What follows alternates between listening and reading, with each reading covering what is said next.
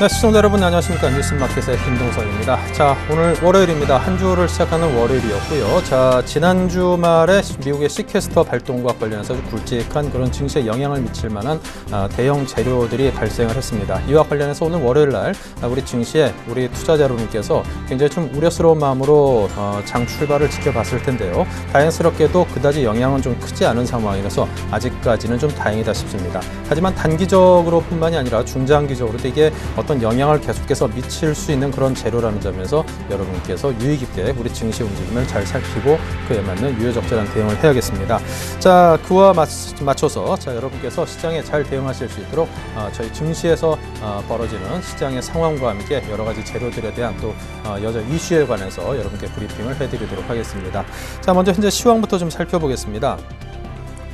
네, 지금 코스피가 6.62포인트가 하락했습니다. 낙폭이 조금 커지는 모습인데요. 0.33%가 하락을 했고요. 2020포인트입니다. 장 초반에 그나마 조금 소폭 하락으로 출발하던 우리 증시가 시간이 지나가면서 점심때를 향해 가면서 낙폭이 점점 깊어지는 모습입니다. 오후장 들어서 이것을 다시금 회복할 수 있을런지 아니면 낙폭이 더욱 깊어지는 오후장이 들런지 상당히 염려가 큽니다. 관심 깊게 잘 지켜봐야겠고요. 네, 수급 측면을 살펴보겠습니다. 기관이 굉장히 많이 팔았죠. 2,200억 원치 가까이 지금 팔고 있습니다. 개인이 900억 원 조금 넘게, 그리고 외국인이 1,331억 원으로 적극적인 순매수세를 보여주고 있습니다만 기관의 거센 매도세를 감당하기는 조금 힘에 부쳐 보이는 그런 양상입니다. 네, 코스닥 시장 가보겠습니다. 2.8포인트가 현재 올라 있습니다. 0.5% 이상 상승하면서 코스피하고는 다르게 상당히 큰 폭의 상승을 보여주고 있습니다. 538.67포인트이고요. 사실 절대적인 기준으로는 그다지 큰 폭의 상승이라고 할 수는 없겠지만 미국 시퀘스터 발동 등 대형 악재가 발동됐음에도 불구하고 이렇게 코스닥이 0.5% 가까이 상승했다는 것은 상대적으로 상당히 큰 폭으로 오름세를 보였다라고 개인적으로 정리해 볼 수 있을 것 같다 싶은 생각이 들어서 그렇게 표현을 했습니다. 자, 수급적인 측면은요, 코스닥에서는 개인이 상당히 많이 팔았네요. 250억 원 가까이 팔았습니다. 반면 기관이 100억, 그리고 외국인이 170억 가까이 매수하면서 코스닥에서만큼은 수급적인 측면에서 기관과 외국인의 쌍끌이 매수세가 0.5% 이상 상승하는 그 견인차 역할을 해주고 있습니다. 네, 미국 증시 살펴보겠습니다. 35포인트가 올랐습니다. 14,089.66으로 0.25%가 올랐고요. 나스닥도 역시 0.3%가 오르고 S&P 500 지수 역시 어김없이 0.23% 상승을 했습니다.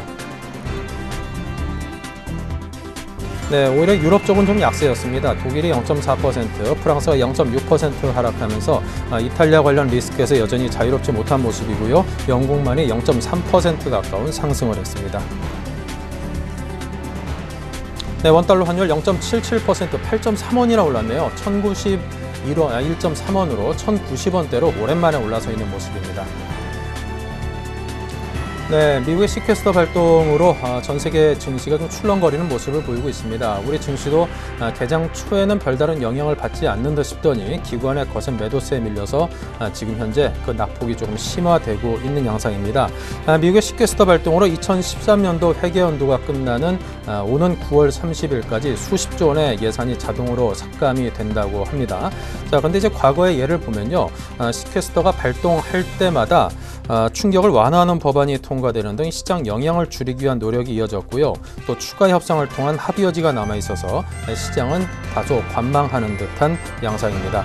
자, 오히려 미국 시장이 지난 4개월 연속 별다른 조정 없이 올라왔다는 점을 여러분께서는 좀 더 눈여겨보시고 이런 한번 발생한 이런 악재에 따라서 증시가 전반적으로 휘둘릴 것이다라는 것을 크게 보기보다는 그동안 이런 악재가 예정돼 있음에도 불구하고 지난 수개월간 미국 증시가 어떻게 움직여왔는지를 오히려 더 크게 보신다라면 시장의 추세를 파악하는데 좀 더 도움이 되지 않을까 그런 생각이 듭니다. 자, 시황은 이 정도로 정리를 하고요. 또 시장을 둘러싼 여러 주요 이슈와 뉴스에 관해서 여러분께 간단히 또 설명을 드리겠습니다. 자, 우리나라를 대표하는 대표적인 기업이죠. 삼성전자입니다. 삼성전자의 시가총액이 전 세계 IT 기업을 통틀어서 시가총액 3위에 올라섰다는 반가운 뉴스가 들어와 있습니다. 삼성전자의 시가총액은 작년 말 기준, 그러니까 2012년이 되겠죠. 전 세계 IT 기업들 가운데 세 번째로 큰 큰 것으로 조사됐다고 합니다. 주식값을 전부 다 합했을 때 그 합한 돈이 전 세계 IT 기업 가운데 세 번째로 크다는 것이죠. 전년에 비해서 2계단이 상승을 했다고 하는데요.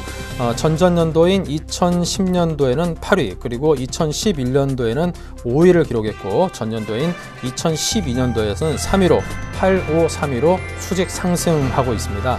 1위는 여전히 애플이 3년 연속 1위 자리를 지키면서 시가총액 상위 1위를 고수했고요. 자, 2위는 구글이 차지했습니다.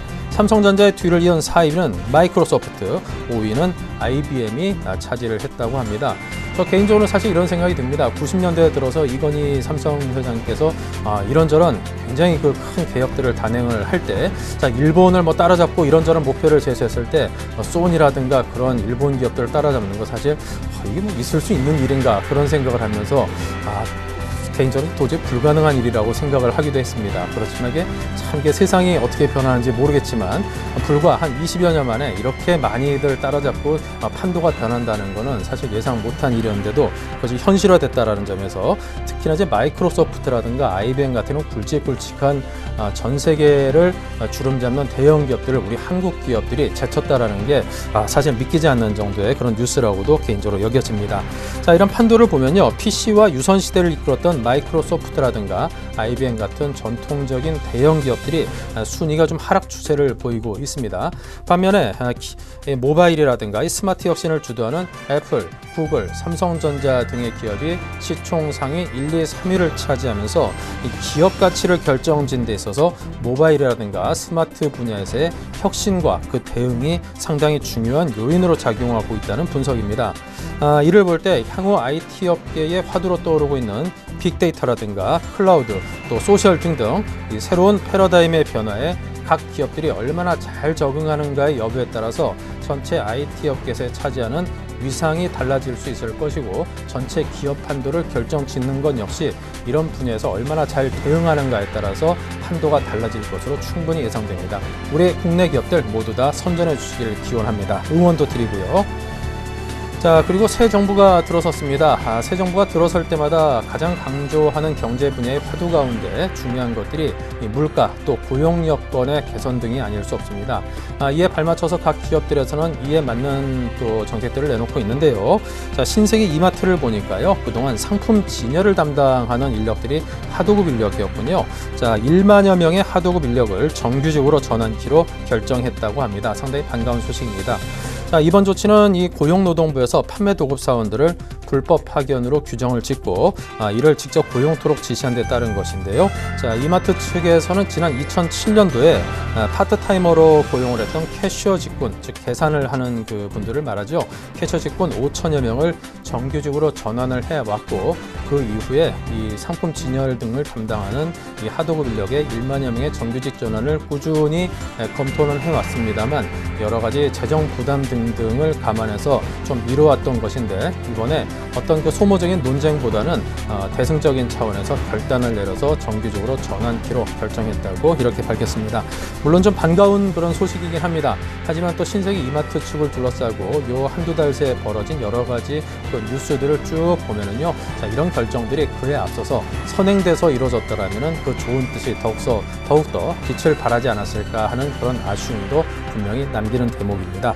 또 편의점 업계 역시 라면이라든가 우유 등등 생필품의 가격을 대형마트 수준으로 낮추기로 했다고 합니다. 사실 밤늦은 시간대 또 이게 오다 가다 이 물건들 사기에는 편의점이 상당히 편리한 그런 업체인데요. 일반 소비자가 사기에는 그 할인율이 워낙 낮고 상대적으로 가격이 좀 비싸다는 생각을 지울 수가 없어서 큰 가격 부담이 되었던 게 사실입니다. 하지만 이런 생필품에 한해서 대형마트 수준으로 가격을 낮춰준다고 하니까 소비자 입장에선 상당히 반가운 소식이고요. 전반적으로 모든 물품에 대해서도 가격이 좀 인하되었으면 하는 그런 바람도 가져봅니다. 하지만 이런 가격 인하 요인이 이를 운영하는 대기업에서 어느 정도 흡수가 되어야지, 자, 이런 그 수익률 저하가 각 점주들에게 전가돼서는 또 이 편의점이라는 게 서민들로서는 어느 정도 좀 돈을 들어서 창업을 할 수 있는 가장 또 선호하는 창업 아이템이라는 점에서 서민들의 어떤 실질적인 수익 감소로 연결되지는 않을까, 그 점주들의 수익 감소로 연결되는 일은 없었으면 좋겠다라는 그런 바람도 함께 가져봅니다. 자, 다음 소식입니다. 코스닥 상장사들의 주총일을 살펴보니까요, 대부분이 3월 22일로 몰려 있다고 합니다. 정기주총회가 열리는 328개사를 보니까요, 46%, 거의 절반에 가깝죠. 절반에 가까운 기업들이 3월 22일 날 개최를 한다고 합니다. 그 다음으로 많은 날짜는 3월 15일, 그리고 3월 28일 순으로 많았고, 요일별로는 금요일이 가장 많다고 합니다. 대개는 평일 이른 아침 시간에 개최를 하게 되죠. 아침 8시 반, 9시 그때쯤에 한다고 주총 소집 통지서가 나라곤 하는데요. 일반 개인 주주들은 자신들의 생업을 하다 보면 현실적으로 참석하기 어려운 게 사실입니다. 각 기업들에서 이제 주요 안건에 대한 의결과 함께 각 주주들에게 기업의 경영 상황을 알리는 그런 장이 주총이라고들 하는데, 각 기업들에서는 일반 개인주들의 참석을 그렇게 꺼려서 가급적이면 좀 참석 못하게 하려고 이런 날짜, 시간을 선택해서 하는 거 아닌가 하는 그런 의구심이 항상 제기되었습니다. 하지만 올해도 마찬가지인 것 같습니다. 자, 미국의 워렌 버핏의 그 기업이죠. 벅셔 해소회사의 경우에는 이 주주들의 축제와 같은 장으로 주총이 열린다는 점에서 우리 기업들도 이런 기업들이 하나 정도 좀 나와줬으면 하는 그런 바람 가져봅니다. 자, 오늘은 여기서 마치겠습니다.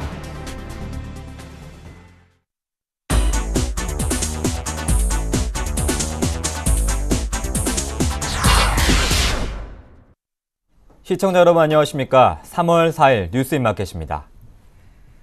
소비자 물가 상승률이 넉 달째 1%대를 기록했습니다. 그러나 식탁 물가와 사교육비는 고공행진을 이어갔습니다. 통계청에 따르면 1월 소비자 물가는 지난해 같은 달보다 1.4% 상승했습니다. 농산물과 석유류를 제외한 근원 물가는 1년 전보다 1.3% 올랐습니다.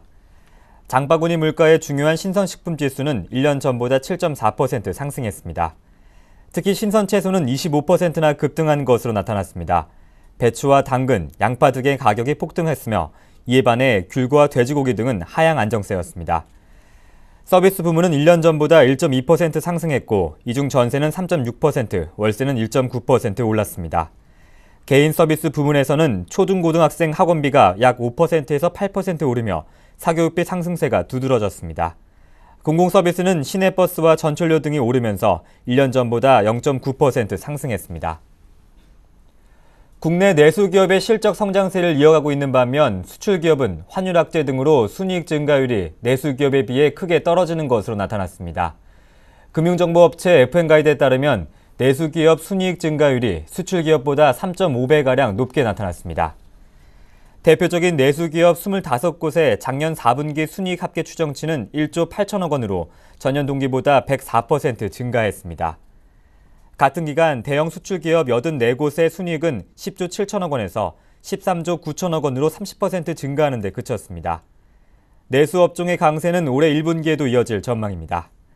분석 대상 내수기업들의 1분기 순이익은 178% 증가할 것으로 전망됐지만 수출기업들은 27% 증가를 보일 것으로 조사됐습니다.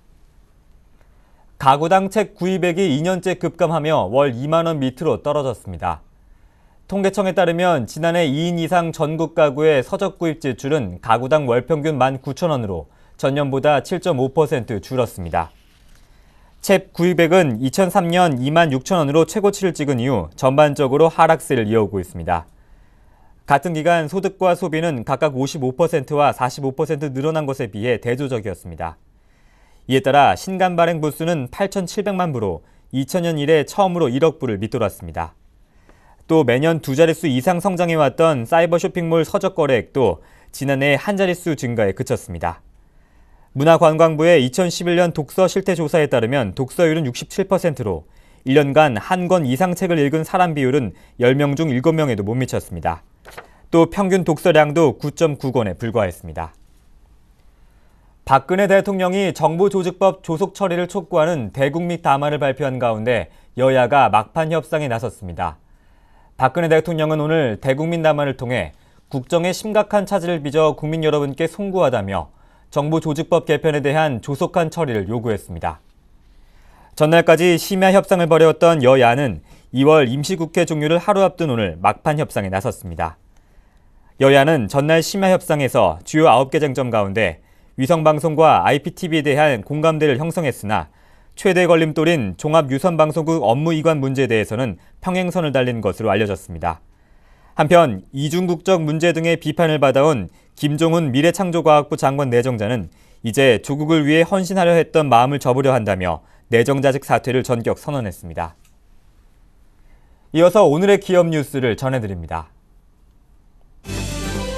신세계 이마트가 불법 파견 논란이 있었던 하도급 인력 만여 명을 정규직으로 전환합니다.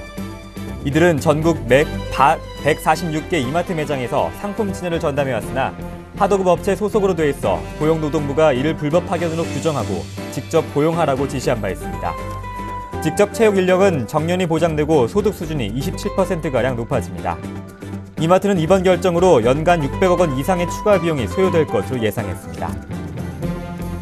이건희 삼성전자 회장의 배당금이 올해 1,240억 원으로 지난해보다 11% 늘어날 전망입니다. 이 회장 배당금은 증가한 원인은 사상 최고 실적을 기록한 삼성전자의 배당금이 지난해 5,500원에서 올해 8,000원으로 올랐기 때문입니다. 정몽구 현대차그룹 회장의 배당금도 지난해 456억 원에서 484억 원으로 6% 늘었습니다. 농심은 미국 로스앤젤레스에 있는 생산 라인을 증설해 하루 생산량을 150만 개 수준으로 확대한다고 밝혔습니다. 공장 증설이 이달 말 마무리되면 생산 능력은 연간 4억 4천만 개에서 5억 5천만 개로 늘어납니다. 미국 법인의 매출도 지난해 1억 4천만 달러에서 44% 증가한 2억 달러로 확대될 전망입니다. 회사 측은 가수싸이가 광고 모델로 나선 신라면 블랙의 미국 내 매출이 증가하면서 이번 공장 증설을 결정했다고 설명했습니다. 상반기 공채 시즌을 맞아 대기업이 잇따라 신입사원 공채를 시작하고 있습니다. 취업포털 인크루트에 따르면 SK그룹이 계열사 전 부문에서 신입사원을 모집합니다. 또한 LG전자도 전 부문에 걸쳐 신입사원을 뽑습니다.